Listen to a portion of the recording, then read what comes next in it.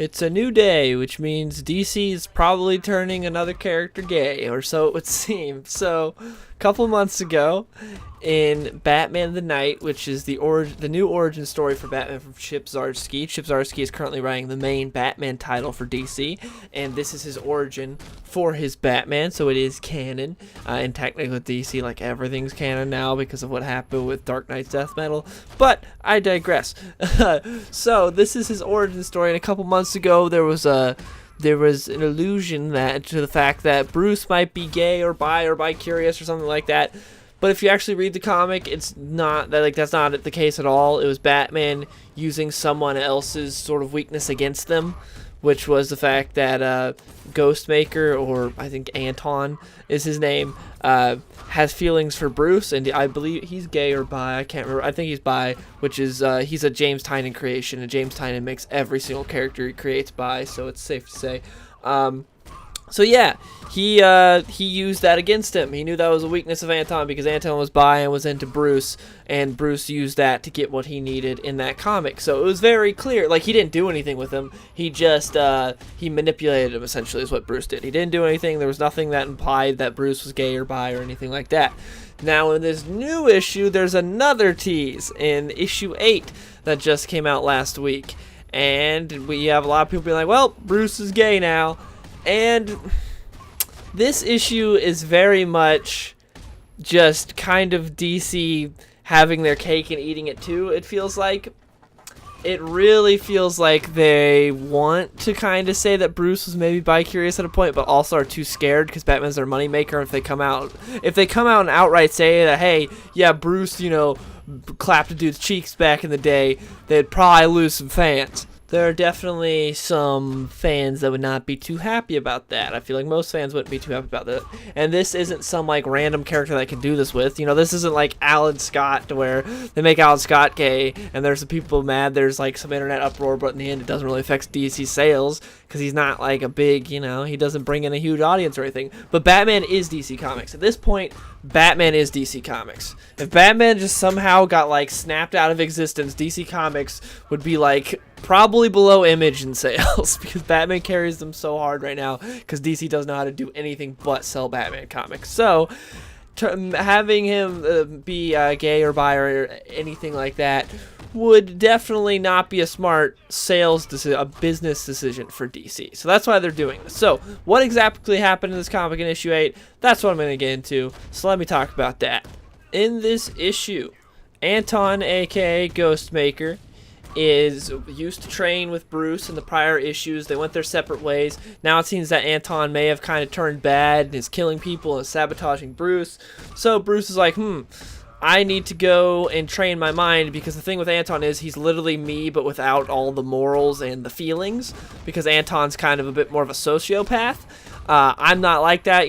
Bruce is a good guy. We know who Bruce Wayne is. Deep down, he is a good guy. So he's like, I'm going to go train with this guy who can help me really get my mind right, who can really help me train my mind. And this section reminded me a lot of, if you guys have seen Avatar: Last Airbender, when Aang went to that guru that basically told him he needs to, like, lose his love for Katara, where he's like, you gotta let go, and Katara was what was holding him back from unlocking his chakras and being able to control the Avatar state. That's essentially what happens here. This guy is, like, trying to get Bruce to unlock his mind completely, to completely be able to control his mind and every little aspect it has, like this guy does. This guy can literally make his mind do anything. If he wants to dump a serotonin, he can do that. This guy can do anything with his brain. Bruce can't do that because he is human, he has feelings, and he actually, like, loves and stuff like that. So it's literally just like that episode of Avatar. That's what I was reminded of while reading this. But anyways, Bruce then gets confronted by this guy, because Bruce is like, I've reached my peak. I'm not going to be able to get to this level of this master. It's time for me to go because Anton's out there doing things, killing people. I gotta go. So, before he goes, well, as he's, like, contemplating this, his master comes up and talks to him. And I'm going to quote the book here. This guy says, "You came to me hoping I'd help turn you into a sociopath, but you're still just a little boy who lost his parents, his heart too big for this world, full of fear and rage and doomed love. Bruce says, I'm not interested in losing my humanity. I just can't afford distractions. I can't afford.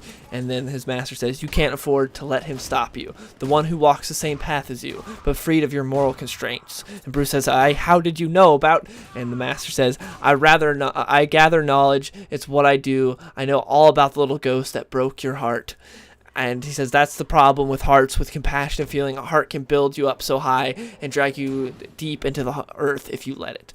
And then he just shows him like some stuff, like in quote. He shows him some stuff of like some of his loved ones being hurt, and he's like, "Oh no, I need to get out of here." So yeah, it was that little part where he's like, "I know all about the ghost that broke your heart." That has people thinking, "Huh, Bruce maybe gay, maybe he had something, maybe he had romantic feelings or relationship with Ghostmaker. How does this guy know this?" That's what it seems like might be implied. And the thing is, if DC hadn't been turning everyone gay or bi, no one would read into this. People would be like, oh no, they're just really good friends. Like, no one would read into this. Like, if this happened 20 years ago, no one would be reading into this. Although, then 20 years in the future, you had people on Twitter being like, there's queer coding for Bruce. It's clear that if you read this comment. But anyways, man, that is the dumbest thing. When a character that was never intended to be gay, then years later gets turned gay, and people go back to, like, a writer that never even considered that character being gay, being like, there's queer coding. That is the funniest and dumbest stuff I see on Twitter. Hilarious. But anyways, it's because of DC's track record as of late that everyone's reading into this being like, yeah, it seems like Bruce is gay. And I don't blame anyone for reading into that. That could very well be the case. I think it's DC trying to be ambiguous with it, like, hey, if we want to play that card, we can, but we're not going to play that card because we lose a bunch of sales and get way too much hate, and it's not worth the 5 seconds of fame for it.